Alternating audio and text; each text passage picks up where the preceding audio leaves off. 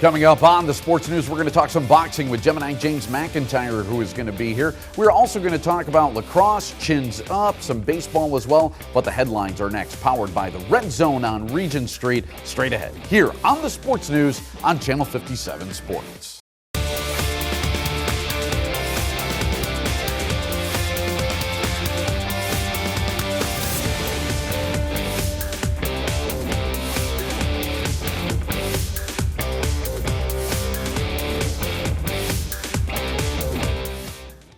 Hello and welcome to the Sports News, your 30-minute look into the tackles, hits, checks, and dunks that make up the local sports scene.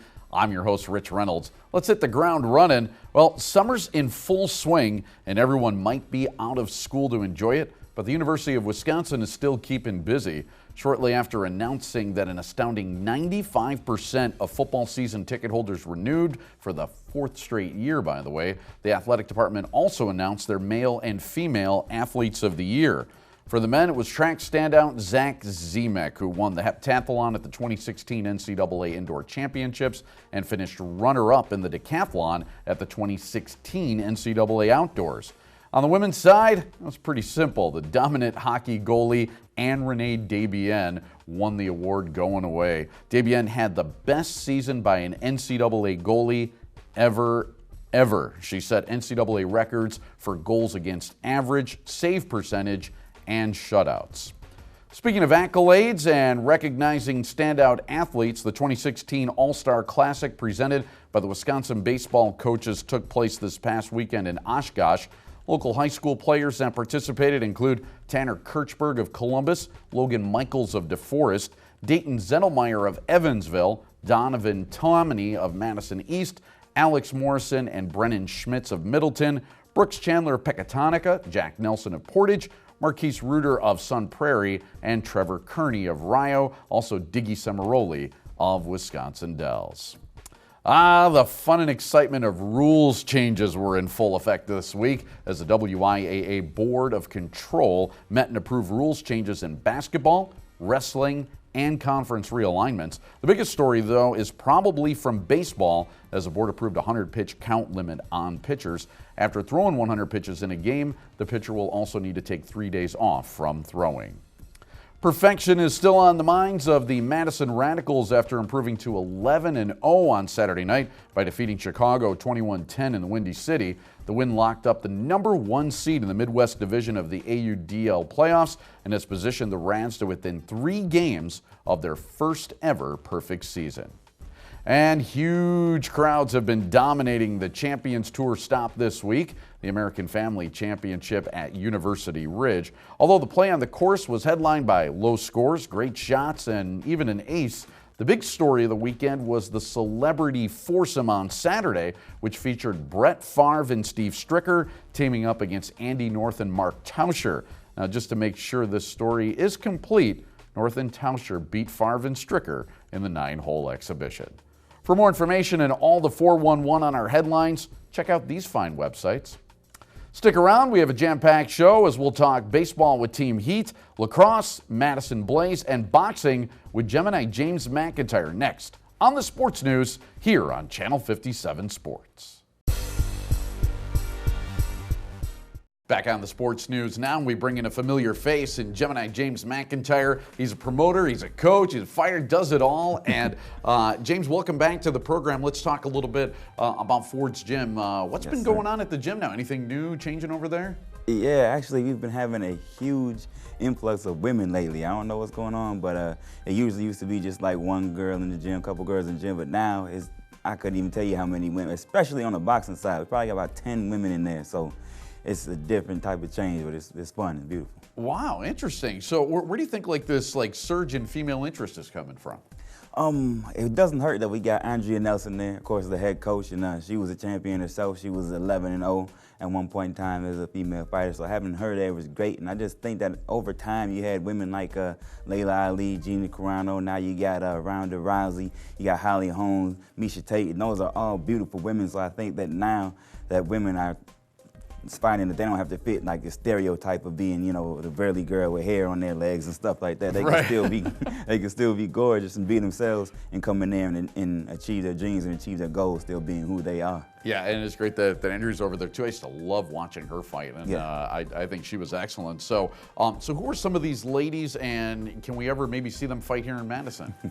Oh yeah, of course. First and foremost, we got my sister still there, Terry Chuddy-Osoken, and I really think she has the ability to probably be the best fighter in her weight class if she can get fully dedicated. And I think the lady who's working the hardest and probably the most influential right now is Courtney Miller. She's actually was the president at the UW Boxing Club. She won Female Student Athlete of the Year over there, and she texts me every morning to let me know she's running, so she's working really hard. We got her friend Hannah Lee, and she probably has the best head movement so far in the gym. Really nice, she's real stable, and we have Katie Pickup. This is one of my favorite girls in the gym. She's just an absolute workhorse. She's I couldn't even just explain her. She probably throws a more volume of punches than most men in the gym, so she's an all-around athlete. And we're working with the UW right now, trying to see if we can get a show there.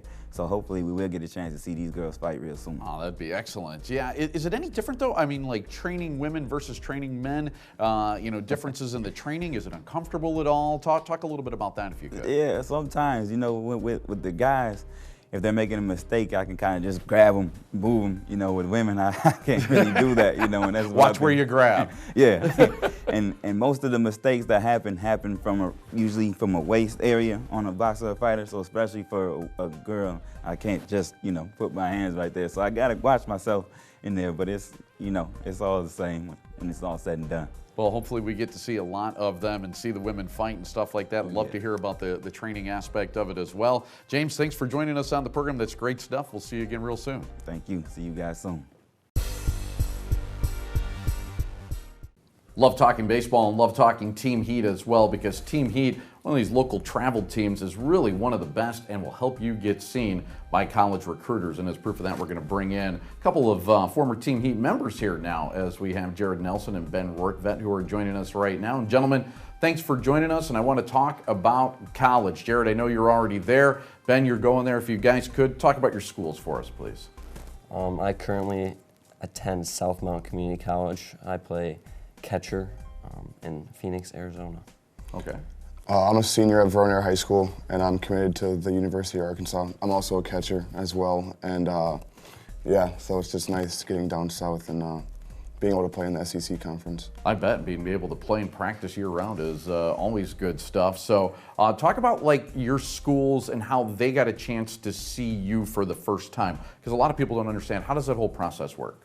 Well, being in Arizona, it was hard for me to get in front of my school, personally, but it was good for me to send video down to them, and they were able to see me in action.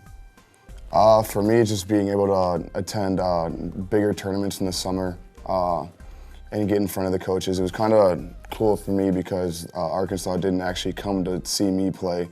They came to see our pitcher play, and I was catching the pitcher, and they liked what they saw. They kept coming back. That was a tournament in Missouri. They saw me a couple games, and then they invited me on a recruiting visit, and fell in love with it, and no turning back from there. Excellent stuff. That's always good when they like what they see. And talk about, too, a little bit the difference between playing high school baseball and then being on a travel team. So what are the main differences? I would say, not only just the competition is totally different, but it's way more competitive, obviously. But just meeting new guys from all over the state or all over the country, it's a whole different experience. And it's just a ton of fun. Yeah, high school, it's all the dudes that you've been playing with since Little League ball, and it's just fun having those memories for high school. But then summer ball is a lot of people coming together.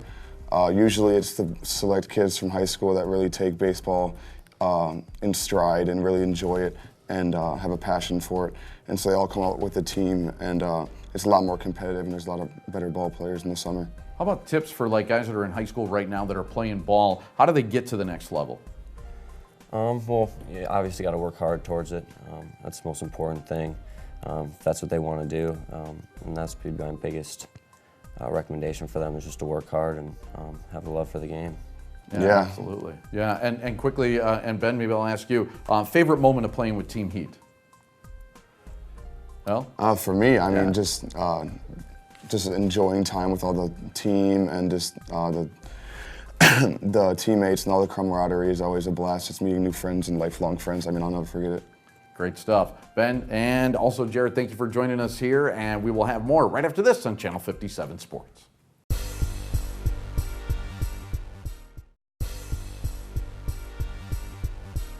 And back on the sports news as we get to talk a little bit about what's going on the ice right now. I know it's hot outside, but let's go inside and chill out a little bit. Talk with Ben over at the Oregon Ice Arena. Ben, how you doing? I know you got some big happenings going on now. The Players Edge Pro Shop, that's all new. Talk to us about that. What's that all about? Well, Rich, good to see you again. So Players Edge. So Larry Clemens and I, so Larry's my partner in On Ice Promotions. We've been talking for the last couple of years about, do we want to be in retail? Do we not want to be in retail? And as of about a month ago, we said, no, we don't want to be in retail. And then we met this guy, Kyle Walgren, who came to us. He's a big lacrosse guy in the area, does custom string, has his own custom lacrosse company. He's like, hey guys, if you want to be in retail, I'll run it for you. So we kind of flip-flopped, and from a month ago to now we have 2 pro shops. Our main one's in the Sun Prairie Ice Arena, Players Edge, and it's the focus on hockey and lacrosse, and really what we want to do is we want to change the market a little bit and make it an experience like you come into our pro shop. We have couches, we have tables, just come hang out, watch TV, and maybe buy a few things. Nice, yeah. I was going to ask you too, because what kind of sets it apart from other pro shops that people can go to? I mean, why go to yours over somebody else? Well, so we want to change it. So typically, we saw this in the golf market. I was big in golf for a while. Local pro shops they didn't make it. So they didn't make it because the big box stores like Dick's came in. They want to do their massive golf their massive golf stuff. So really with that, we're like, okay, so we're not going to be able to compete with the Dick's, the hockey giants, just because they buy so much. So what we want to do is we want to take more of like a country club feel to it, where it's a lot more intimate and a lot more like custom ordering. So we're going to have memberships, so you can be a member of the pro shop and On Ice Promotions, more or less. And with that membership, you get the custom order right from the catalogs. Everything. We place the orders, we do the custom apparel, and there's a very deep discount for being a member. And those discounts will allow us to be competitive and actually beat out the prices of all the other stores, in this market by far. Wow, that's a great idea and definitely sets you apart. How about what's going on over at Oregon Ice Arena? We got about 30 seconds to catch up with you on what's going on over there. Yeah, so just over there, continually building. We have our upstairs done, which I've talked about a lot, and our mezzanine. And then actually our project right now is we're getting ready to put in a grill. So at Sun Prairie, which is I talk about a lot also, they have Willie Ties, which is a full-on restaurant. We want to do kind of a miniature version of that in Oregon. Grill, so you can have hamburgers, sandwiches, French fries, all the stuff for the kids, and then really make it, more birthday party friendly, more corporate event friendly, where we can do the catering ourselves and we don't have to outsource. Sounds like great stuff, Ben. I hope to check it out. The grill over there, and of course, the new pro shop, Players Edge, going on as well. Ben, thanks for joining us. We'll see you next time. Yeah, appreciate it. Welcome back to the Sports News. I'm Ellen Barrett with a special report and some special guests today. I'm joined now by Jordan Gerenstrom and Sam McCulick, and they are not only the founders of the group Mate Bros, but also a natural energy drink called Yerba Mate, and it's available across the Midwest. Plus, they both have experience in gymnastics, and they're actually joining us right now from St. Louis, Missouri, where Sam is competing at the 2016 Olympic Trials. Welcome, you guys. Thank you so much for being here today. Thanks for having us. Yeah, we're really excited. Awesome. And for those of us who are not Olympic athletes, could you just tell us a little bit about what these trials mean and the Olympic selection process, and what was your mindset going into this, Sam? So this competition defines what the Olympic team is going to be composed of. There's going to be 5 guys selected after Saturday's competition of a 4-day competition process. And this is where, dreams are made. And it's just kind of an exciting time for everyone. And it's really time to just get this ball rolling. Awesome. And now after day 1 of competition, Sam, you're on top. So how does it feel leading the pack? How do you maintain that lead, that you did going into day 2? And what really is the role, too, of Yerba Mate going into all of this? So going into this next day of competition, it's all about putting on the performance that I want to put on just competing up to my expectations. And by doing that, I just pretend like I'm at home doing another routine at the gym that I'm comfortable in. And every day when I'm practicing all these hard routines, I trust Yerba Mate and the product that we've created, Mate Bros, to give me the energy and the feel that I need to make the most out of every turn and every practice. Wonderful. And now, Jordan and Sam, you guys are best friends, you're business partners, you've been teammates in the past, both having a gymnastics career. And so how did all of this with Yerba Mate come about? Yeah, we were about 10 years old, training. We were actually competing against each other at the time, and we knew of each other, and it came to the point where we ended up going to the same gym. And so we trained together since we were about 10 years old. We were introduced to Yerba Mate around the age of 14, and ever since then our friendship has been strengthened by Yerba Mate. We took it with us to the University of Michigan, which is kind of where we really conceived the business side of Mate Bros. Awesome. And just really quickly before we go here, for our viewers who are not familiar with Yerba Mate, could you just tell us a little bit what that drink is? Get it. Yerba Mate is a South American tea.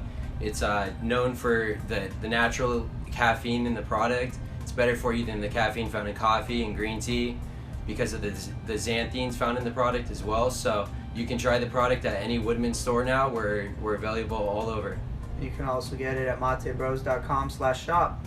Awesome. And Sam, now if all goes well, you're off to Rio, so we wish you the best of luck, and please keep us updated, and we will continue to stay fueled by Yerba Mate in the meantime. So thank you so much for both being here today. Most definitely. Thank you very much for having us. Thank you Thanks. so much. And the sports news will be right back right after this, only on Channel 57.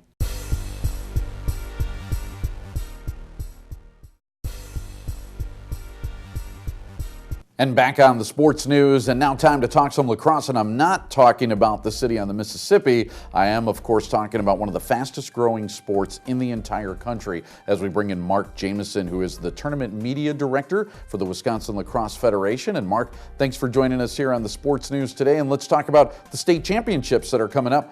When and where for 2016? So it's Saturday, the 11th of June. It's at Carroll University, Schneider Stadium. The girls will start at 1, the boys Division II will start at 4, and the Division I boys will start at 7 p.m.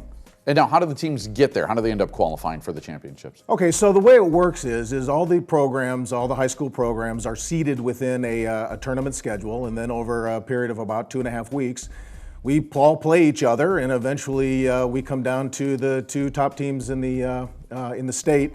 2 for Division I, 2 for Division II boys, and then the girls. And so now, statewide, how many times have we done this? How many championships have there been? And who are some of the most recent winners that we've seen, boys and girls? So we've been playing boys championships since 2003, and the girls started in 2007.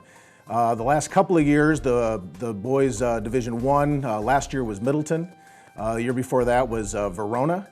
For the girls, Arrowhead girls have dominated the last couple of years, and in the Division II boys, the last 2 games was Stoughton and Catholic Memorial came out on top on both ones. Wow, so for the boys, there's been a lot of local success, hasn't there? There is. Madison is a very strong lacrosse area. In fact, it tends to come down to a Milwaukee-Madison contest year after year. We've had Arrowhead or Verona in every single championship game since 2003, but they've never actually played each other. Oh, wow, okay. So now, apart from going out to like Carroll, college or university, whatever that is, and seeing the games live and in person, how else can someone see the games? We'll be live streaming the event, all 3 games.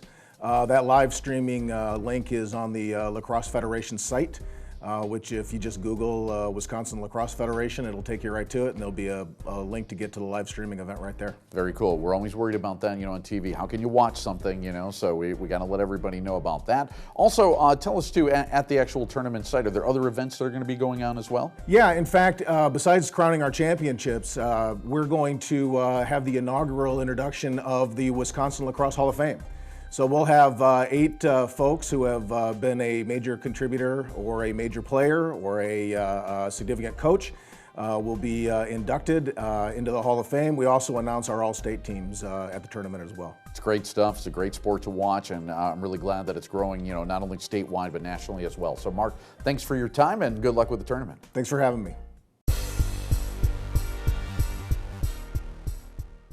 Let's go ahead and shift gears here a little bit and talk about something going on in the community as we bring in Israel Lopez, and he is the founder and president of the Chins Up Foundation. So, Israel, first of all, thanks for being here, and tell us, if you will, what is the Chins Up Foundation?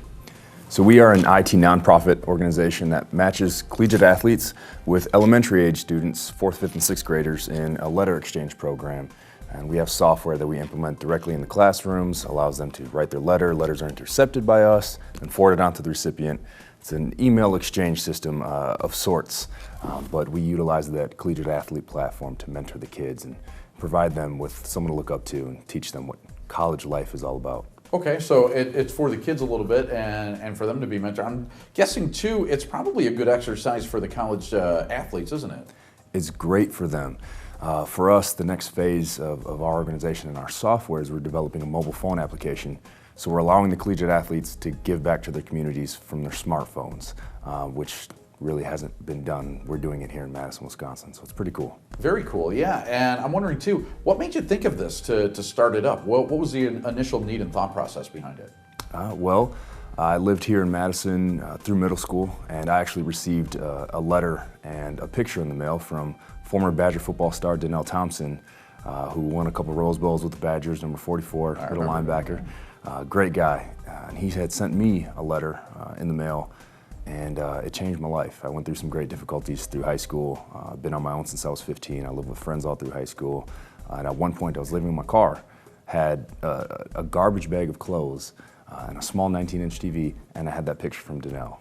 It really affected my life, so much so that while I was in law school, started the Chins Up Foundation to try and recreate that partnership as often as I possibly can. Wow, that's a terrific story, Israel. If you could talk to us a little bit too, on what you hope then that the impact will be on the kids that are out there. I mean, hopefully something similar to what you had? Hopefully. The core of what we will always do is just inspire these kids, motivate them to learn and utilize our software, but it's software, so we're very scalable. Right now we're teaching the kids how to write formal letters, what they look like, how to structure them, reading comprehension, how to effectively communicate via email. But there are many different directions. We have big aspirations, big goals for what we can, which direction we can take it. For viewers, think Facebook. Remember when Facebook first started? Yeah. Look where it's at now. Talk about having big goals. I mean, what are some of those big long-term goals for you? Well, for us, we plan on taking our program nationwide. We're going to start here in Wisconsin. We want to be in elementary schools, all over the country. We want collegiate athletes to have this phone application downloaded all over the country, utilizing it, exchanging letters, mentoring these kids, and mentoring the collegiate athletes too. That's in our future plans to help prepare them for life after college, which is also a problem that we plan to address. Wow, terrific, inspirational stuff. Israel, thank you so much for helping us learn a little bit more about it, and thanks for being here on the Sports News. Absolutely. Thank you, Rich.